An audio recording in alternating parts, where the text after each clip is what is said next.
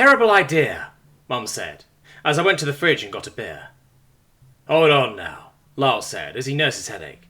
I have an idea how we can do this. Oh? I fished around for my bottle opener, watching Jason play Minecraft as we talked.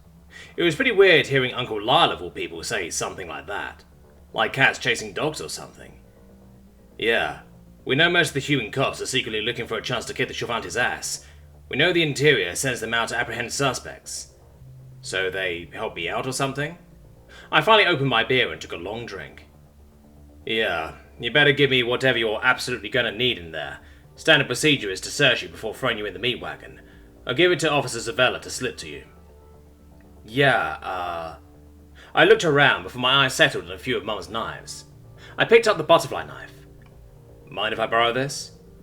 Tommy, we don't even know if... Mum, we've been through this. I slipped Uncle Lyle the blade. Oh, and make sure Zavella gets me a key too. I turned back to Mum. We can't just keep doing war crime, war crime, war crime. They'll recognize you in an instant, but me? I've been lying low this whole time. Alright, fine. But take this too. She gave Uncle Lyle a pistol. I gave him my phone. Text me the files, I said to Mum. Then smash your phone. Don't need to. Burn a phone. Mum flipped open the phone and snapped it in two. Uncle Lyle nodded and headed out. I just watched Jason play Minecraft for a bit. After an hour or so, it was time. I said. I'ma head out. I completely emptied my pockets except for some cash. There was a payphone at the end of the street. As I walked out into the cool night air, I steeled myself. In 2 years of stupid shit, this had to be the single stupidest thing I had done yet. I took a deep breath and called the police department. Apparently the tip hotline for reporting your neighbours redirected to the Interior now. Hello, my name is Thomas Steinberg. I assassinated the Baroness, broke out of an Interior-held prison, and have been fighting you cunts ever since. And I know who attacked the outpost at the Warfield Community Centre. Now prove you got a pair of nuts, and come arrest me, you sluts. I hung the phone up and waited. It took a few minutes, but soon a van full of oddly heavily armoured cops showed up. I got to my knees and put my hands up. Honestly, I wasn't surprised they sent the whole SWAT team. I had confessed to killing the governess. They stood me up as one of the officers patted me down. I didn't even pay attention as he read me my rights. I knew the Shavante would violate them anyways. I was cuffed and led into the van.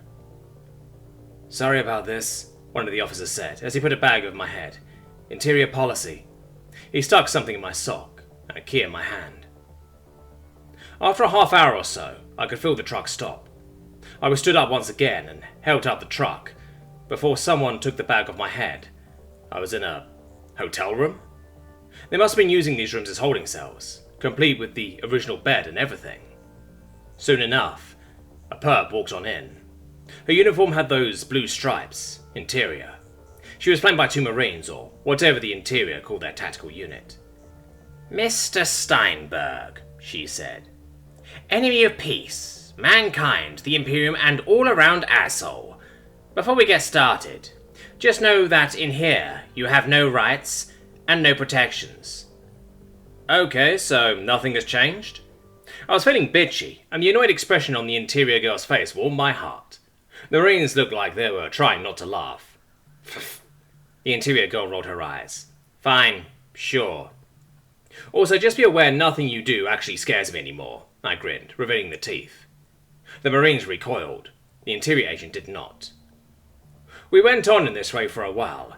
The Interior made threats, I laughed them off, and the Marines stood there, occasionally reacting. Eventually my host stood up. I need a cup of... I didn't know what that last word was. Probably some sort of drink. The Marines stayed behind. After a while, the door opened again. I got ready for more interrogation, but a human stepped in. Another followed, and they shanked the Marines. Package for Mr. Steinberg, one said. Your uncle says good luck, the other added. I set the box on the table and opened it up. Inside sat my phone, the pistol and Mum's knife. The knife was awesome, a butterfly knife with a blade as long as my hand.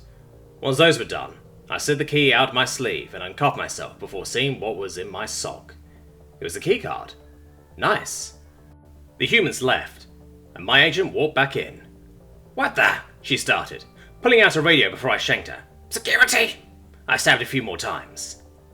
I waited for the security forces to come. They were taking an oddly long time.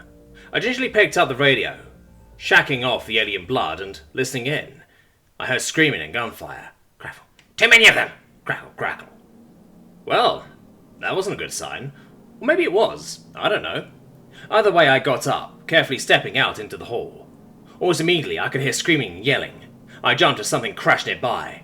A little further, and I discovered why. A few people were going down the hall and kicking indoors. 2 of them stormed in with guns and knives. Almost immediately, I heard more gunshots and screaming. Great. I just sidestepped the people. They had work to do. One of the files Mum sent me suggested they kept protective custody people all on one floor. I decided to take the stairs, ignoring the guards falling down the stairwell. What neither Tom nor Lyle, but maybe Barbara knew, was that Avi had his own agenda. The old Mossad agent has spent months fomenting mistrust, then dissent around Maryland, keeping his finger on the pulse of public opinion. All it took was a leak about the interior safe house at the Marriott in Lithicum, and he and Avram Herschel had the perfect cover for a data heist. People have been congregating outside the building for a while, despite repeated warnings to disperse. People have thrown rocks and fireworks back and forth for a while now, but it was time to kick things up a notch. Avi had assets all through the crowd. Heavily armed assets. He sent them a text. The ice cream truck is here. I want an orange creamsicle.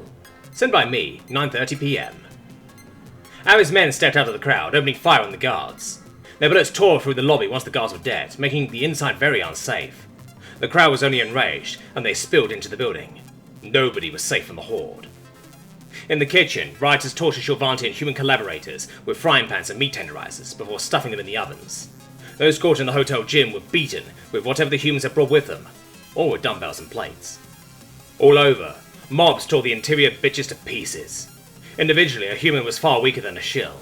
In groups, however, they were unstoppable, and the Marines couldn't do much as they were beaten down with chair legs and steel pipes and baseball bats before being shoved into trash fires or having their throats slit. Avi winced as a collaborator sailed over the mezzanine, a bedsheet tied around his neck. The makeshift noose stopped his fall with a near-deafening crack. Someone had even put a sign around his neck saying, "Snitch bitch." Somebody in a frog costume ran by, stabbing the snitch bitch as they went. A few minutes before the riot, the rest of Headsplitter sat in their hotel room on the protective custody floor. Any clue what they wanted us in PC for? Spack asked for the 1000th time. If there was anything the Rakiri hated, it was not having important details or being able to do anything. Not a clue. Karamailing sighed. The Helcom couldn't stand being cooped up in one place with no work to keep her occupied. All they had was a human TV. She couldn't even plug in her games console.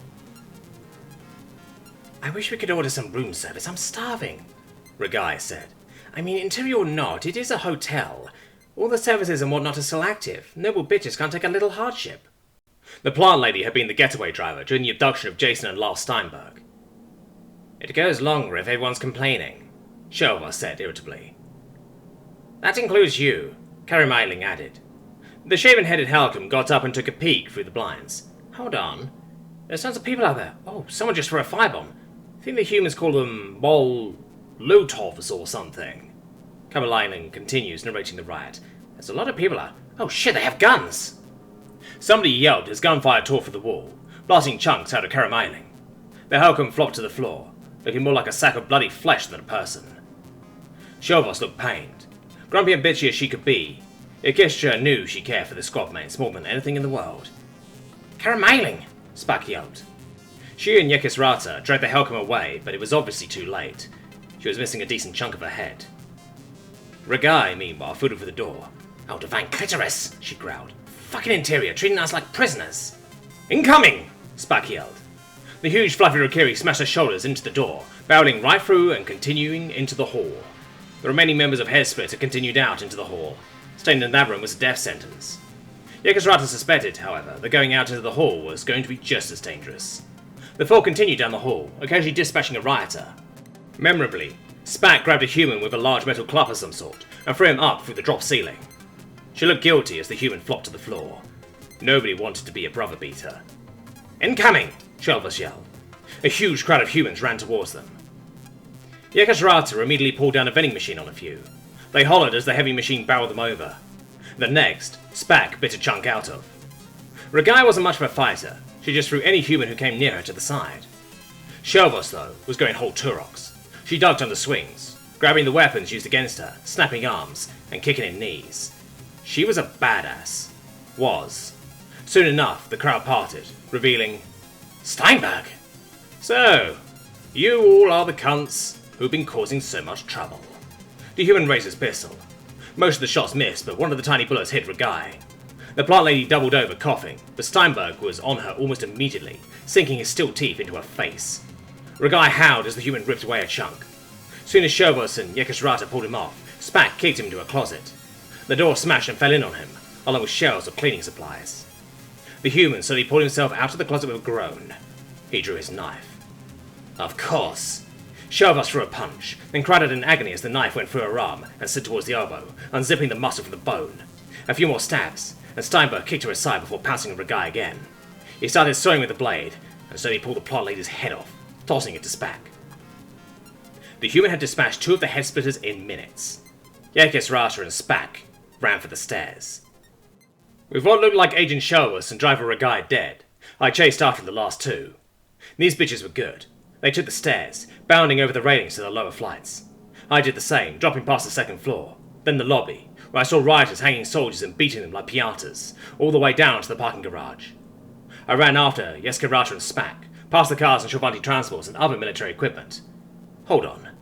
I stopped and looked around. Where had they gone? Then I heard the roar. They started a transport. Let's see.